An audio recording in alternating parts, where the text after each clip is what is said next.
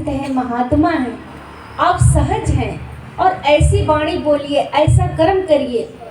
हर एक इंसान के मनों में कभी कभी गलत ख्याल आता है, तो जो ज्ञानी है वो ज्ञान से सोचते हैं। काम बिगाड़ो आपन जग में होत हसाए, कि जब संसार में आप काम अपना बिगाड़ते हैं, गुस्सा आप है, किसी सामान को तोड़ दिए, 10,000 की मोबाइल आप तोड़ दिए चंद मिनट में, थोड़े से गुस्सा के कारण। अगर वही मोबाइल कोई भी बात हुआ, आप प्यार से उसे समझा सकते हैं, सुलझ सकते हैं कि बात क्या हुई। ये छोटी सी बात हम सुन करके 10-20 हज़ार कितना कमाने में समय लगा होगा, और छोटी सी एक बात ही कोई ग्राम की नहीं। आपने सुना था माता जी ने कहा 50 ग्राम का पत्थर आप लेके नहीं चल सकते हैं। कोई अगर दे दे कि ये 50 ग्राम का पत्थर है, आप इसे 24 घंटा लेके उठिए, बैठिए, चलिए, आप फेंक देंगे, कहेंगे कहाँ ढोए। लेकिन छोटी छोटी बातों को हम ढोते रहते हैं सालों, वर्षों, महीनों, और वो समय बीतता चला जाता है। क्रोध में ही इंसान बीतता चला जा रहा है, उसका एक एक पल, एक एक पहलू वो समझ नहीं पा रहा कि हम क्या कर रहे हैं।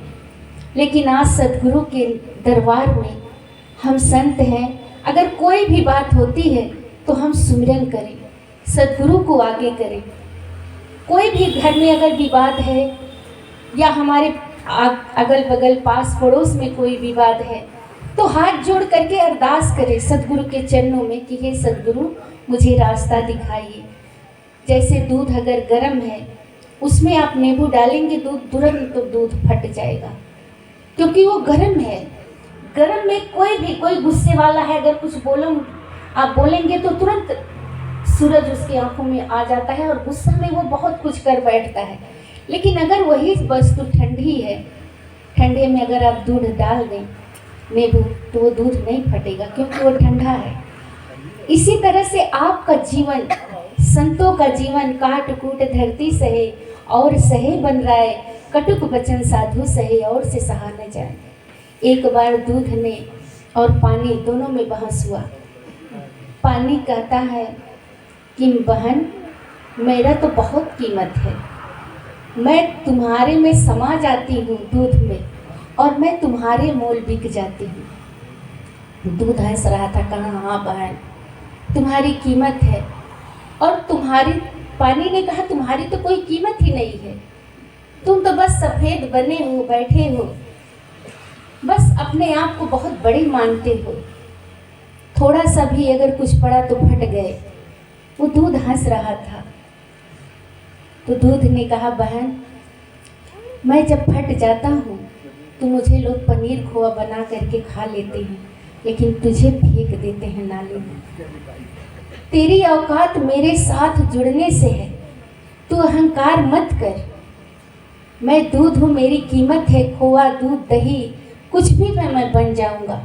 लेकिन तू जब नाली में चली जाती है, फट जाती है, हर जगह तेरा काम है, लेकिन तू अभिमान मत कर।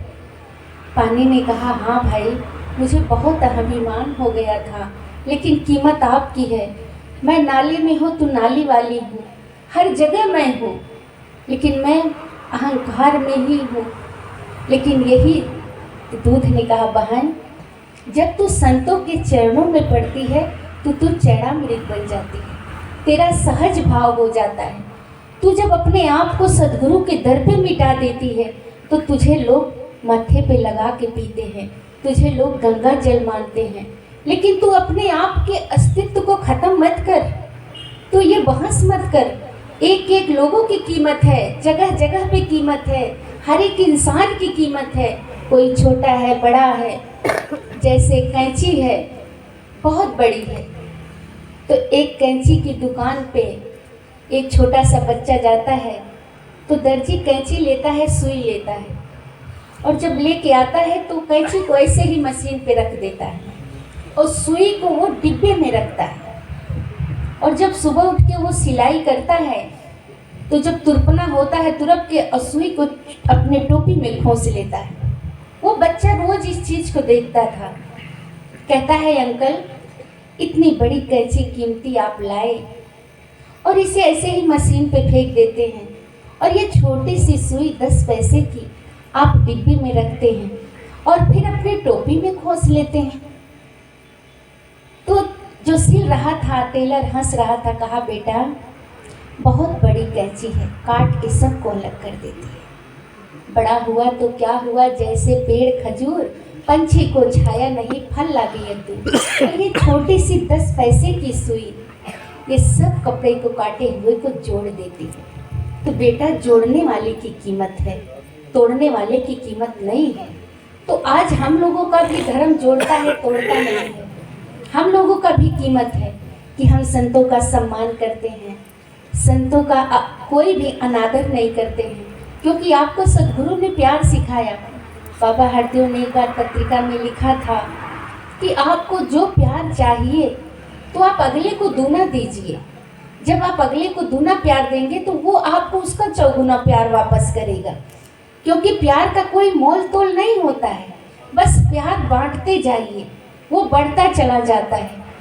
और आप नफरत अगर करते हैं किसी से, शिकवा शिकायत करते हैं, तो आपका भी कहीं ना कहीं नफरत अगर आप कर रहे हैं तो आपका भी कहीं ना कहीं बुराई हो रहा है। अगर आप अच्छाई कर रहे हैं तो आपकी भी अच्छाई कहीं ना कहीं हो रही है। जैसे आपने अभी समागम में देखा कि माता जी ने कितना व्यवस्था आपके लिए किया था, कितना सुंदर व्यवस्था था। ऐसे ही एक बार हम लोग तो किसी की बात, छोटी छोटी बातों पे नाराज हो जाते हैं, उस बात को घंटों महीनों रखे रहते हैं। अभी आप संडे में विचार देखे हैं, माता जी ने कहा कि छोटी छोटी बातों को मन में मत लाओ, उसे भूल जाओ, छोड़ दो, संतों से प्रेम करो। पता नहीं कल हमारा जीना हो या ना हो, पता नहीं हम आज सोए हैं कल ना उठें। एक एक संतों से हम सम्मान करके प्रेम करके रहें। बाबा गुरुबचन जी को गोली लगी तो बाबा हरदेव ने बदला नहीं लिया, सहज में कहा कि जो आज खून नाली में बहते हैं उसे नाड़ियों में बहाया जाए। किसी का हमें दिल नहीं दुखाना है। जो दुख से हम दुखी हैं कि मेरा बाप चला गया, वो दुख हम दूसरे को ना दें। अगर मेरा सद्गुरु खून माफ़ कर सकता है तो हम छोटी सी बात नहीं माफ़ कर सकते। हम छोटे सी कोई भी भूल हो जाए महात्माओं में या घर में तो हम इसको बहुत बड़ा इशू ना बनाएं। कहीं कोई बहन बेटी की बात हो तो हम ऐसे ना उछाले रोड पे, चौराहे पे।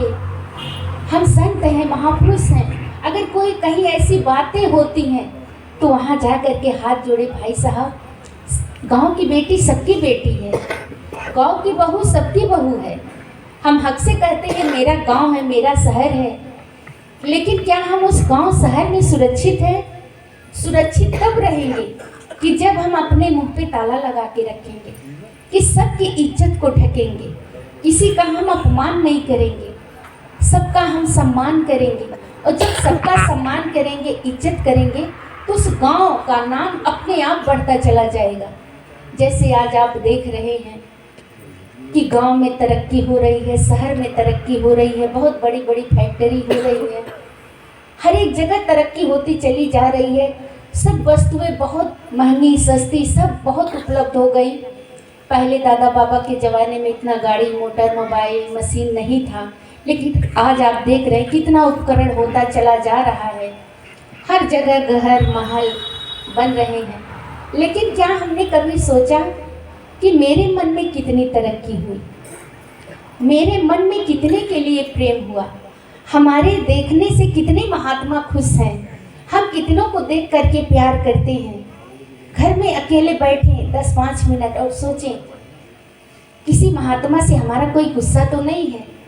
ऐसे ही एक बार बाबा अवतार जी, बूटा जी बैठे थे, तो बाबा अवतार जी पढ़ रहे थे, ना कोई बैरी ना ही बेगाना, सकल संग हमको बनी आई।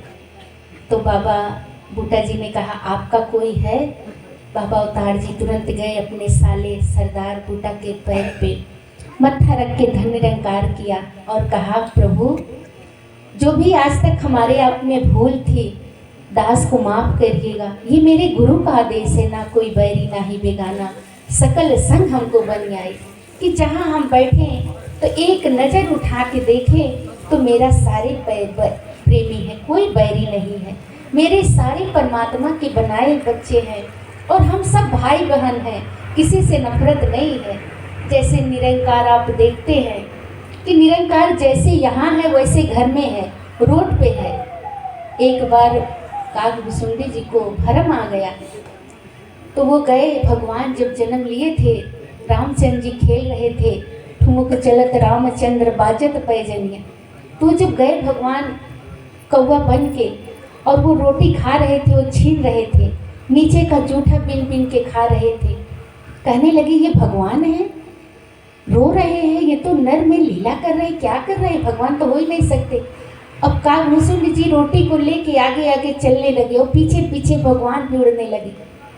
अब जब देखते हैं कागा जी तो वो भ्रमित हो जाते हैं और आकर के पूछते हैं अपने गुरु से, कहते हैं कि प्रभु देश विदेश सकल दिस माही, और जहाँ कहा कि कहाँ प्रभु नाही। एक ही रूप में पूरे विश्व में भ्रमण किया, एक ही रूप परमात्मा का देखा। काकभुसुंडी जी ने कहा कि अच्छा आप दर्शन कर आए तो आप भी वही भगवान देख रहे हैं। ना वो गोरा है, ना काला है, ना ऊंच नीच, कोई भी वो नहीं चितारता है। सूरज के जैसा ही एक जैसा परमात्मा है, उसका रूप रंग नहीं है। और आप खेत में जाते हैं, खेत में कई पेड़ आप लगाते हैं, लेकिन जब वो पेड़ फल फूल लेता है तो वहाँ जा कर के ये ना सोचे कि वो पेड़ सूख गया, ये पेड़ नहीं। जो पेड़ हरा भरा है उसको देख करके अरदास करें, सच्चे बादशाह कितनी सुंदर आपकी खुदाई है, इतना सुंदर पेड़, अलग अलग फल, अलग अलग स्वाद। मेरे मालिक आप स्वयं इस पेड़ में बैठे हैं। आपको सीखना है अगर एकता तो मधुमक्खी से सीखें। एक भी छोटा सा ढेला आप उठा के फेंक दें तो सारी मधुमक्खी आपको पकड़ ले, लेकिन उसका शहद इतना मीठा होता है। कहाँ कहाँ से वो फूल से रस ला करके किसके लिए बनाती है। इंसान उसका घर जला करके अपने लिए मधु निकाल लेता है। प्रेम एकता सीखना है तो गाय से भैंस से सीखे। उसका बच्चा जब ही दूध पीने लगता है तो इंसान हींच करके दूध लेता है अपने बच्चे के लिए, लेकिन वो गाय भैंस किसी पर आफत नहीं करते हैं। तो इंसान को ही हर युग में कहना पड़ा, इंसान तो इंसान बन जा, इंसान तो खुदगर्जी छोड़ दे, मनुष्य बन जा। कितना भी महंगा जेवर है, घर है, बिल्डिंग है, कोई जानवर आप पे आक्रमण नहीं करता है, लेकिन इंसान इंसान का बैरी बना है, इंसान इंसान का दुश्मन बना है। आज यही बात इस निरंकारी मिशन में समझाया जाता है कि हे मानव, हे प्राणी, तू केवल प्यार कर, तो केवल प्यार के लिए बना है। कृष्ण को आपने देखा सबको माखन खिलाते थे और खुद खाते थे। राम को आपने देखा कभी जात पात नहीं देखे, वो सबसे प्रेम करते थे। तो आज तुझे भी ये ब्रह्म की प्राप्ति हुई है, भ्रम की समाप्ति, कि अभी भी अगर हम भ्रम में हैं तो कहीं ना कहीं गलती हमारी है, ज्ञान नहीं टिका है। संत की चरण धूल नहीं संत की मिलती, यद मन में सत्कार नहीं, गुरु ज्ञान गुरु का दिल में नहीं टिकता, यद गुरु पर विश्वास नहीं।